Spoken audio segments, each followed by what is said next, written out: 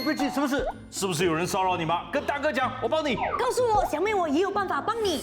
是我妈说她一个人打理不了这么大间的房子，要我每个月给她多200块请女佣，我完蛋了啦！哎呀，阿婶哥，多200块而已，我觉得你应该给阿婶妈多一点零用钱，对不对？对呀你说的没错，但是我每个月就只有200块零用钱。好了，这样叫你妈把房子卖掉。你要我因为200块叫我妈把房子卖掉，叫我这辈子不是变成一个不孝子，我完蛋了啊！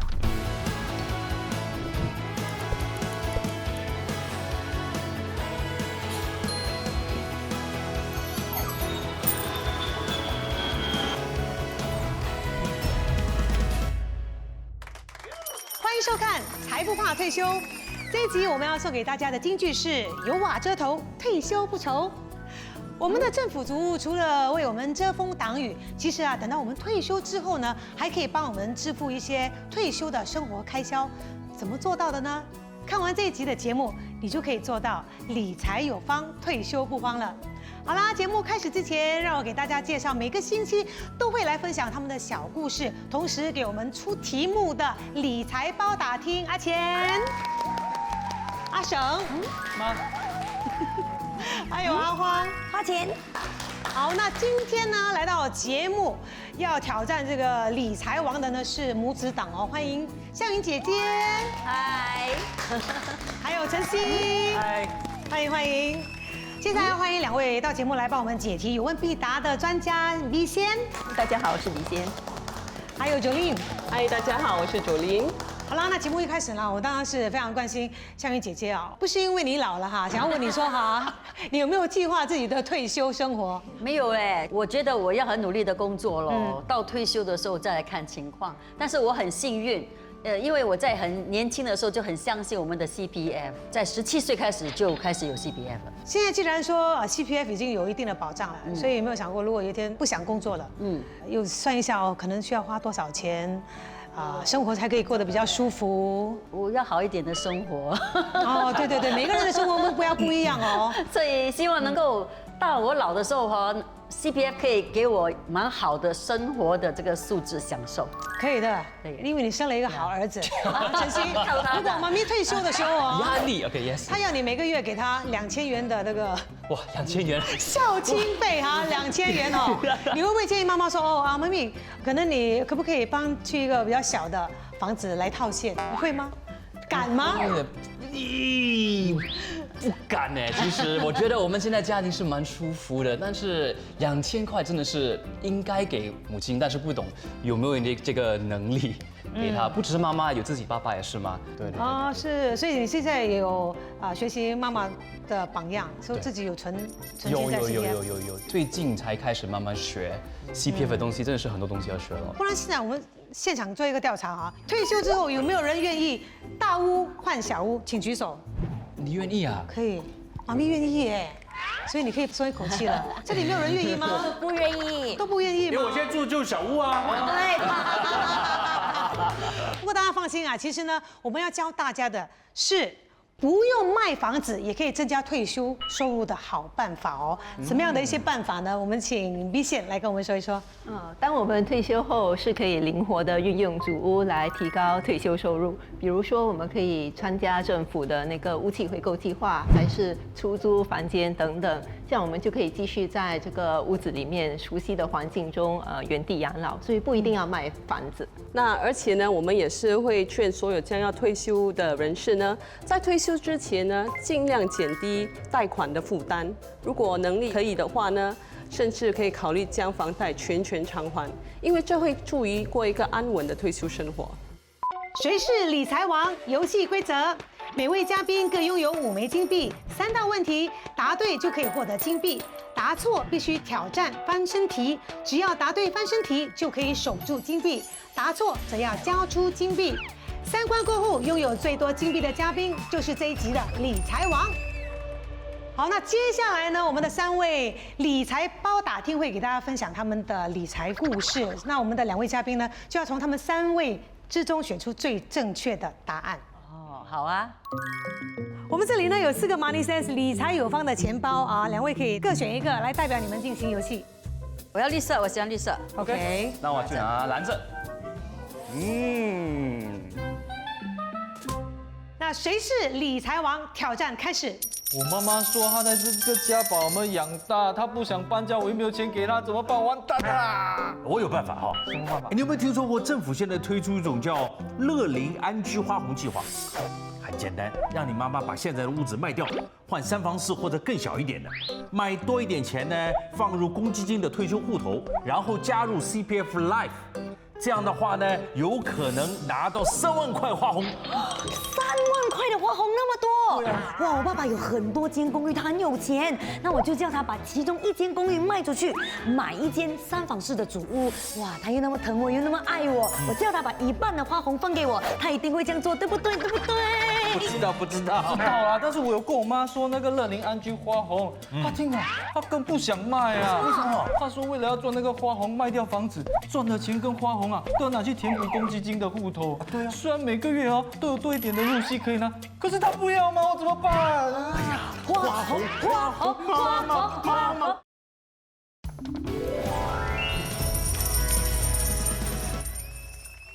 耶！好了，我们的第一道问题呢是价值1枚金币。如果你答对的话呢，我就给你金币；你答错的话，你给我金币。哦，好。问题很简单的哦，听清楚了，他们3个人的说法哦，谁的说法是最正确的？还记得吗？阿钱说呢，55岁之后卖掉房子，换3房4或者以下的主屋的话呢，并用卖屋所得到的这个收益啊，填补公积金的退休户头，然后呢，加入终身入息计划，就可以获得高达3万元的花红。阿花是说他家里有很多公寓嘛，只要爸爸卖掉其中1间公寓呢，然后再买一个主屋就可以获得这个花红，是这样子吗？最后是阿省，他说卖房子所得跟花红呢，会填补退休户头，以获得更高的每月入息。I think 我觉得是吧，钱对，为什么？有道理啦，听起来是有道理。因为是乐龄嘛，就是进去退休了嘛，嗯，对不对？你是说55岁之后是55吗？岁嘛，对就是乐龄人士嘛。然后阿省是没有说吗？阿省是妈妈卖房子哎，只是卖房子，没有讲到花红。你有讲花红吗？有，但是花红的钱都要拿去填补退休，就是这3万块就进去啊。就是它会自动。阿婶讲的东西有一点，也是就是卖了房子拿了花红还放回去，对不对？对，有点有这样的东西咩？啊，所以我是凭那个逻辑的想法而选择阿钱。有道理啦。呀因为如果既然我要卖房子，就是我需要钱嘛。对，如果要放回去又做么呢？对。 OK， 好，来给我们揭晓答案，谁的答案是正确的？你看他就有钱嘛，对，赚这么多名牌，你就有钱了。这是有逻辑的嘛？也不是，因为那省真的是不符合逻辑啊。好，我们现在请 B 先来跟我们解释一下，要得到这个花红是什么条件？只要有至少1名屋主年满55岁或以上的公民，他们的家庭总收入不能超过14000元。卖了房子之后，买3房4或更小的组屋，然后把部分的收益填补到公积金退休户头，加入 CPF Life， 然后每填补2元就可以获得1元的花红，最高可达到3万元花红。哦，那么阿花跟阿省是错在哪里呢？阿花的话，她的爸爸很有钱，所以第一要看她的家庭总收入符不符合条件。第二呢，就是她爸爸卖出去的公寓那个年值不可以超过13000元，而且她的爸爸好像有很多私人公寓，就不符合条件了，因为申请的其中一个条件就是只可以拥有1间房子。阿婶的话呢，她的妈妈好像有一些误解。其实乐龄安居花红是一个现金花红啊，就是说只要你把卖屋子的一部分收益填补到公积金退休户头，就是6万元填补到退休户头，你就可以得到3万元的现金花红，不是一定要把这个现金花红再填补进去的。同时呢，我们在卖主屋之前，我们也要做一些基本的计算。那比如说，我们卖主屋的时候所得来的销售款项是否足够支付我们接下来要买的主屋？那因为如果不足够的话，就牵涉到贷款。那如果牵涉到贷款，我们也是得想，到了退休期，我是不是有这个能力继续支付每月的贷款？我们也是得考虑，在买卖屋子过程有其他的费用，比如说装修费，还是经纪费，还有律师费等等。但是如果我卖了房子之后呢，我又没有多余的钱可以填补进我们的公积金退休户头的话，还可以申请这个乐龄安居花红吗？如果卖了房子之后没有多余的钱，就没有办法填补公积金退休户头，就不可以申请乐龄安居花红。乐龄安居花红的其中一个条件就是必须把卖房子和买房子中所得到的一部分收益填补到公积金退休户头。OK， 恭喜香云姐姐还有晨曦第一题答对了，来这里一人一个金币送给你们，谢谢。恭喜。然后你们可以移动你们的 Money Sense 钱包。你乖。接下来我们来看一看第2道问题。又怎么啦？又这张脸呢？我知道了啦，你不想给钱，给不了钱，对吧？你妈妈又不愿意搬出去，是吧？你妈妈现在有个4房4的主屋，对不对？对。叫她把2间房间租出去，哎，1间租给3个人，每个人收400块，那1个月就2400。哎呀，我看阿婶妈呢是要阿婶哥搬回家住，她要看未来的孙子长大，这样子才对。不可以，我老婆又没有要搬。如果让我老婆知道我要搬回去，我的婚姻肯定完蛋的。不对，那你老婆不肯让你搬回去，那你就把阿婶妈整间主屋租出去，然后把阿婶妈接回家住，哇，那不就解决问题了吗？对不对？对不对？当然不对啦！叫我每天不就夹在我老婆和我妈妈的中间，叫我肯定完蛋的啊！哎呀，我看我还是去我妈用主屋向银行申请反向抵押贷款，先用一点现金应景一下喽。哎呀，这不对不对，应该租出去，租出去，租出去，妈妈，租出去。好了，刚刚我们的包打听呢所说的这些建议啊，听起来好像都对哦，但是只有1个人的选项是正确的。啊，你们觉得是谁呢？阿钱是说多余的房间可以租给6个人，然后阿花是说整间房间租出去，阿婶是说向银行申请反向抵押贷款，所以谁是正确的？那个贷款也有的嘞，我有听说过，就是我也听说过抵押啦，就像回去最初的时候跟他们借钱一样。所以你会做那样的选择吗？我有朋友租出去，不懂有没有犯法，不过我现在要选。呀，我看这个像闪色了，万一他是放长哈，因为不懂可以吗？所以为什么你们会选阿花？决定选阿花，觉得他说的比较有道理，也是有道理。我是其实要选阿钱，但是我觉得可以住那么多人吗？好像有一点。6个人哪里会多？3口之家吗？也算3个人吗？因为我知道租整间是要申请的。对。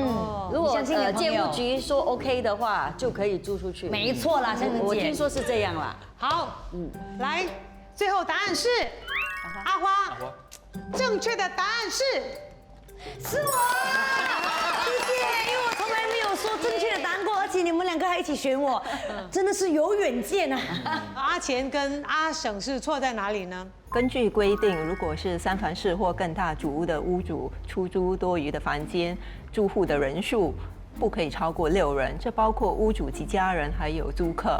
所以阿钱的话呢，他们整间屋子就有7个人，这是违规的。哦 ，OK。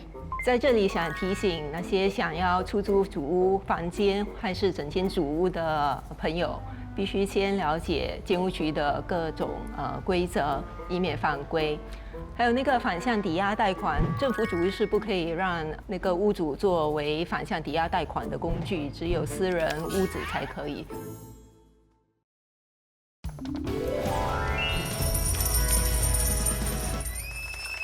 想要问主任，如果我们把我们公积金的储蓄都拿去买房子，那我们普通户头里面剩的钱不多，那对我们的退休储蓄金有什么影响吗？那首先呢，我们会建议在购买新房子或换房子之前，一定要谨慎考虑购买自己的能力可以负担的房子，不要太高估自己的支付能力，也不要掏空所有的储蓄来购买屋子，因为我们都必须要保留一些应急的储蓄，来以备不时之需。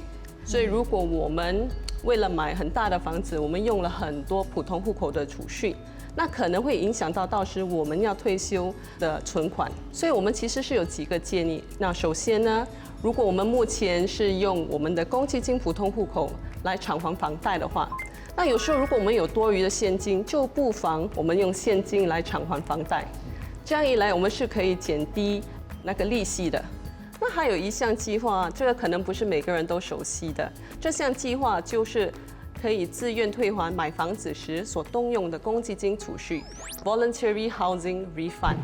所以我们越早退还这笔款项呢，我们就可以越早可以获得高达3.58%的利息，同时也可以减低应计利息的增长。那应计利息就是我们可能常听到的 accrued interest。这样一来，到时如果我们把房子卖掉的时候呢，我们就可以减少必须退还给公积金的本金，同时呢，我们也是可以获得更高的现金收益。好，再一次呢，恭喜两位哈，第2题又顺利过关了，谢谢好，一人2个钱币，对，谢谢。你们已经成功来到第2关了。妈咪是绿色的包包对，在这里。 ，OK， 再接再厉哈。最后一道问题是价值3个金币的，哇哇，马上来看。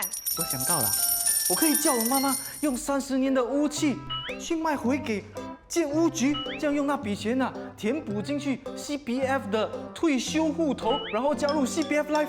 哎，这样他每个月都有钱拿，又可以不用搬家，这样我就不是一个不孝子，也不用完蛋了啊，对不对？对了个头，我看你注定就是苦一张脸。不对啊，你的这个叫屋契回购计划是不是？错了，那是给很老的人的。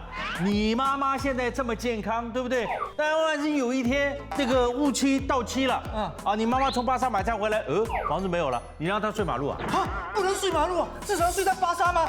哎，也不对，也不能睡在巴沙了。哎呀，怎么办啊？别吵了！这个故事呢，让我想起我很没用的表哥。我的阿姨呢，常常和我妈借钱。我的阿姨今年才60岁，被我表哥搞得好像70多岁一样，好可怜呐！下次我看到她呢，一定要叫她参加屋契回购计划，把屋子留给表哥，倒不如对自己好一点，对不对？对不对？哎呦，对不对？在跟你们说话。哎呀，真是的，竟然忽视我。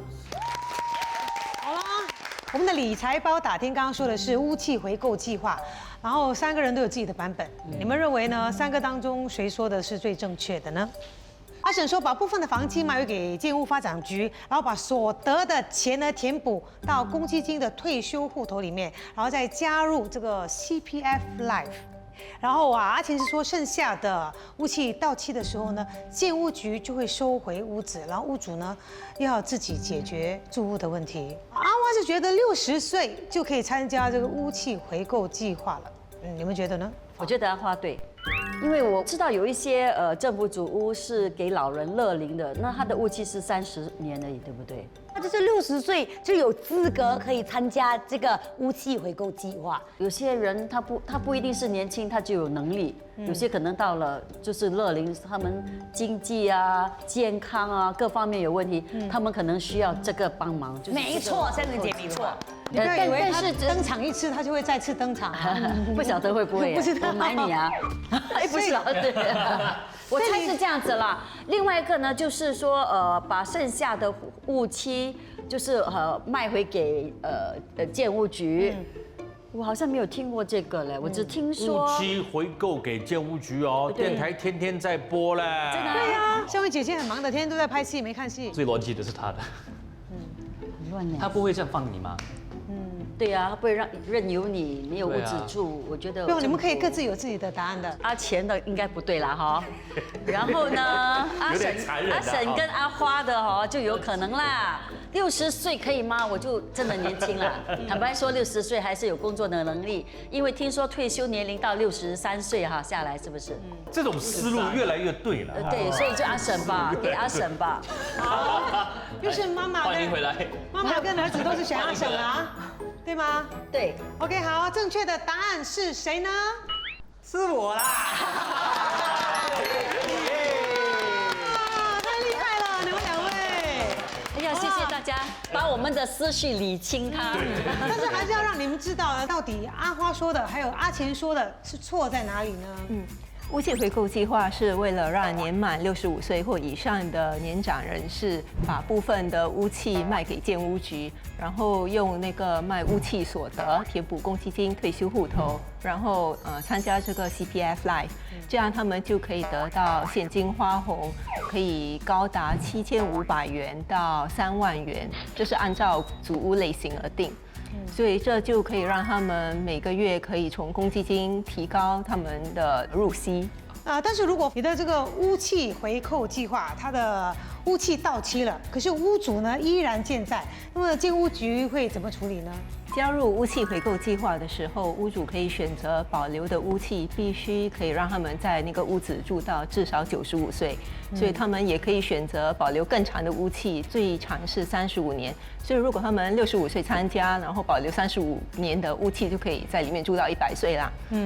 可是如果屋契到期了，这个参加计划的年长人士还健在的话，我们会和他的家人一起合作，帮他们安排适当的居住。所以不用担心了，就是屋契到期的话，所以建屋局还是会帮你找屋子的。对，他们是不会无家可归的。谢谢两位的解释。OK， 恭喜恭喜！现在你们把我这里的金币全部取走了耶！我剩下6枚金币，好，3枚给向莹姐姐，3枚给晨曦。恭喜我们今天的2位理财王，妈妈向莹姐姐还有儿子晨曦，恭喜！所以你最大的收获是什么？我至少知道，如果万一有一天我要卖房子的话，我该怎么样去处理。很多人都不愿意去考虑这个问题了，都觉得现在我住得好好的，我干嘛去想这个事情？除非是真的遇到问题的话。那今天多一点了解也好，身边的朋友，因为我的朋友周围都是我的年龄，60岁以上，所以大家都要谈这个问题。是啊，还是秘密爆出来了。提早做规划还是比较重要的，未雨绸缪嘛。那些没有这么年长的朋友们，要怎么样做好准备才可以退休不慌呢？我们应该在退休之前尽量缴清那个房屋贷款，这样那个利息就会比较低啦。那除此以外呢，若目前是以公积金储蓄来缴交房贷，我们也可以考虑用部分现金，或者是自愿退还买房子时所动用的公积金储蓄。那这样一来呢，我们就可以增加我们可赚取的利息，并且可以减低应计利息的增长了。所以呢，如果想要更了解如何利用祖屋套现方式来增加退休收入，欢迎您参加理财通识学院所免费主办的理财退休工作坊，学习如何为您的理想退休生活做准备。谢谢两位。理财不怕迟，如果大家想要为自己的退休金加点油的话，不妨考虑我们今天提供的几种方法。记得理财有方，退休不慌。好了，财不怕退休，我们下周见。